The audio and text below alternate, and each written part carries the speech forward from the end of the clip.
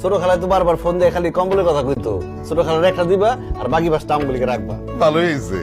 এইবারে শীতে গায়ে কেমনে শীত লাগে দেখবো নে, দরকার হলে উপরে নিচে কম্বল দিয়ে পেঁচায় রাখবো। ভাইজান তাতে লাগেজটা খুলো না, আমার খুব দেখতে ইচ্ছা করতেছে লাগেজের মধ্যে কি। আরে খারা খারা খুলতাছি।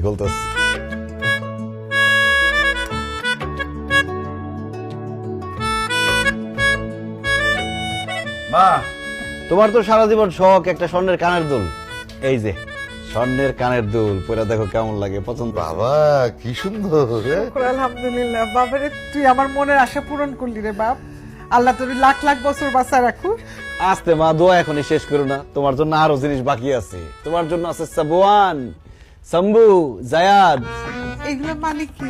ওহ, তুমি তোমার বুঝবা না। এই যে সাবান, এটা সব তোমার। শ্যাম্পু,